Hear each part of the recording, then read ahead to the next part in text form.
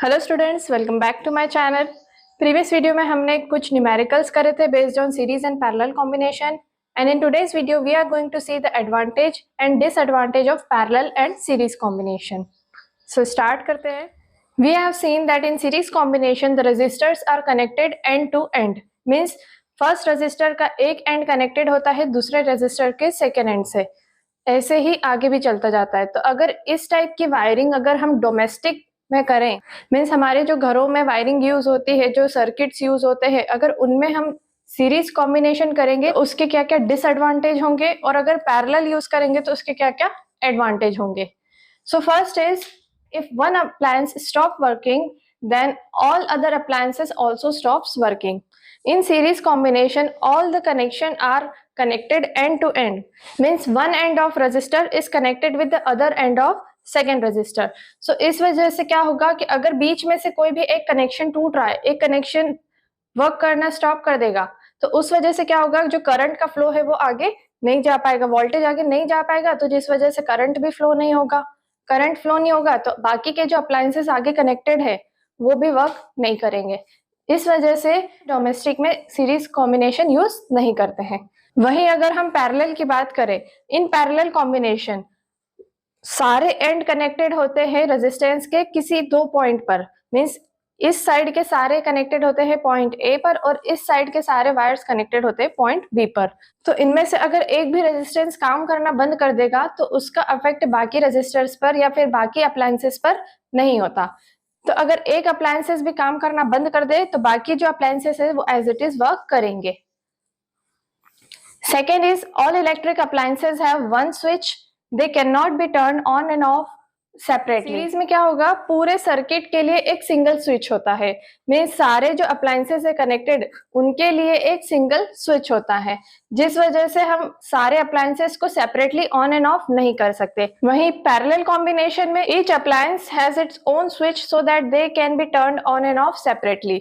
Parallel में हर एक appliances का एक अलग स्विच हो सकता है, जिस वजह से हम उसे सेपरेटली ऑन या फिर ऑफ कर सकते हैं। जैसे हम अपने घरों की भी बात करें तो फैन का अलग स्विच होता है, लाइट का अलग स्विच होता है, तो जिस वजह से हम फैन और लाइट इन दोनों को सेपरेटली ऑन या फिर ऑफ कर सकते हैं।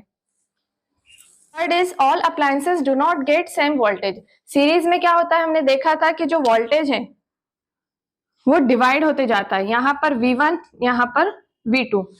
जो वोल्टेज है वो सबके लिए सेम नहीं है, किसी के लिए कम तो किसी के लिए ज्यादा। तो उस वजह से क्या होगा कि जो वर्किंग होगी अप्लायंसेस की वो भी अफेक्ट होगी। लेकिन पैरेलल में क्या होता है, पैरेलल कॉम्बिनेशन में हमने देखा था कि थ्रू आउट द सर्किट जो वोल्टेज होगा वो सेम होगा। So in parallel each appliance get same voltage, जिस वजह से जो वर्किंग है उनकी वो प्रॉपरली होगी। Fourth is, overall resistance increases too much due to which the current flow becomes low. Series में क्या होगा, जितने ज्यादा रेजिस्टेंस होंगे उतना ओवरऑल रेजिस्टेंस भी क्या होगा, ज्यादा होगा, जिस वजह से क्या होगा, जो करंट का फ्लो है वो रिड्यूस होगा। क्यों? क्योंकि जो रेजिस्टेंस है उसका काम ही है करंट के फ्लो को रोकना। So in parallel, overall resistance increases too much due to which the flow of current becomes low. लेकिन in parallel combination हर रेजिस्टर का जो ओवरऑल रेजिस्टेंस हम निकालेंगे तो वो उतना ज्यादा नहीं होता, उसकी वैल्यू कम होती है as compare to series combination, जिस वजह से ओवरऑल रेजिस्टेंस कम होगा। ओवरऑल रेजिस्टेंस कम होगा तो करंट इंक्रीज होगा, therefore current flow becomes high. इस पॉइंट को समझने के लिए एक एग्जांपल लेते हैं। One is series combination and another is parallel combination.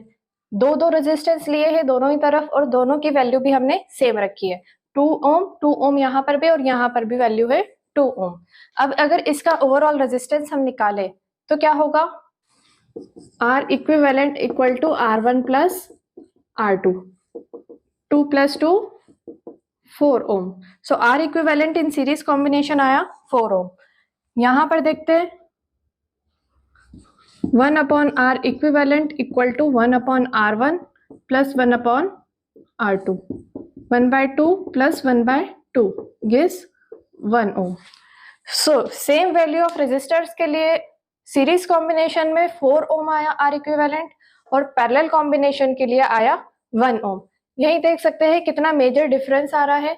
सो इस वजह से जो रेजिस्टेंस है पैरेलल में कम होता है, जिस वजह से जो करंट फ्लो है वो इंक्रीज होता है, और यहाँ पर ओवरऑल रेजिस्टेंस बढ़ जाता है, जिस वजह से जो करंट का फ्लो है वो डिक्रीज हो जाता है।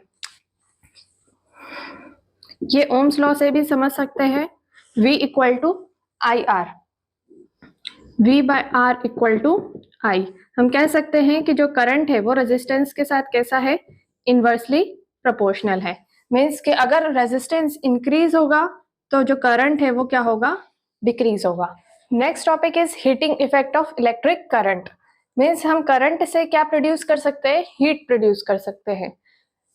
When an electric current is passed through a high resistance wire, किसी हाई रेजिस्टेंस वायर से अगर करंट को पास किया जाए, हाई रेजिस्टेंस वायर में जिसकी रेजिस्टिविटी हाई हो, such as nichrome wire, the wire becomes very hot and produces heat.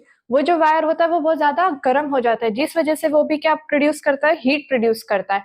और वो जो हीट है हम किसी यूजफुल वर्क में काम में ले लेते हैं, जैसे कि वाटर हीटर, या फिर हम कह सकते हैं आयरन, जिसे हम कपड़ों की इस्त्री करते हैं। सो ये जो फिनोमिना है इसे कहते हैं heating effect of electric current. इसमें यूजुअली क्या होता है कि जो इलेक्ट्रिकल एनर्जी है वो कन्वर्ट हो रही है किसमें, हीट एनर्जी में। नाइक्रोम वायर की रेजिस्टिविटी हाई होती है और साथ ही साथ इसका मेल्टिंग पॉइंट भी हाई होता है। मीन्स जितना ज्यादा करंट पास करेंगे उतना ज्यादा ये हीटअप होगा, और हीटअप होने पर ये मेल्ट नहीं होगा। इसका मेल्टिंग पॉइंट क्या रहता है, हाई रहता है, इस वजह से नाइक्रोम वायर यूज करते हैं। अब इसमें जो करंट हम दे रहे हैं किसी सर्किट को, किसी वायर को, तो वो कितनी ज्यादा हीट प्रोड्यूस करेगा उसको निकालने के लिए भी हमारे पास एक फॉर्मूला है। मीन्स कि हमने जितना करंट दिया उसने कितना ज्यादा वर्क किया, और वही वर्क कन्वर्ट होगा हीट में।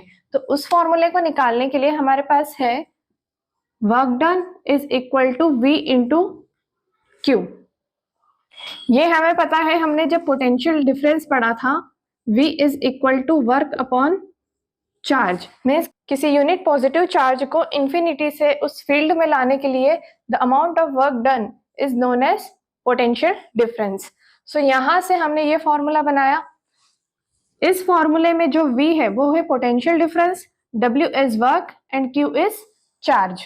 सो यहां पर from Ohm's law V is equal to I R, ये आई आर की वैल्यू यहां पुट करेंगे। Now we know that current is equal to charge flowing per unit time. Means current क्या होता है, amount of charge flowing in a unit time. So यहां से Q की वैल्यू हम क्या निकाल सकते हैं, Q is equal to I into T। ये सारे प्रोडक्ट में है, I इंटू आई हो जाएगा I स्क्वायर, ये R और into T, T is time and here W for work. अभी मैंने कहा था कि ये जो वर्क है यही कन्वर्ट हो रहा है हीट में, so this work is also known as heat. ठीक है, तो यहां से हमें फॉर्मूला मिल गया H is equal to I square R T, और इसी को कहते हैं Joule's law of heating.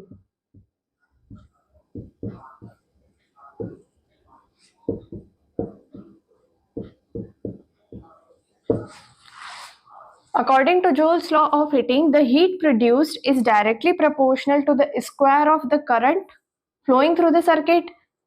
Also, heat is directly proportional to resistance and heat is directly proportional to amount of time. Means कितनी देर के लिए हमने उसमें heat produce करवाई है. So, according to Joule's law of heating, the heat produced is directly proportional to the square of current flowing through the circuit. Secondly, heat is directly proportional to the resistance, and the third is heat is directly proportional to the time. ठीक है, यही होगा joules law of heating. इस फॉर्मूले से हम heat produced निकाल सकते हैं किसी भी वायर में। And the applications of Joule's law of heating are used in electric iron, electric kettle, electric toaster, electric oven and heater. Heater can be room heater और वाटर हीटर। सो इन सब में या फिर इनके अलावा भी और भी बहुत से हो सकते हैं, इन सब में क्या होता है, joules law of heating use होता है। सो ये टॉपिक यहीं पर एंड होता है। अगले वीडियो में हम पढ़ेंगे पावर के बारे में। अगर आपको ये वीडियो अच्छी लगी हो तो प्लीज लाइक करें एंड सब्सक्राइब करें। Thank you.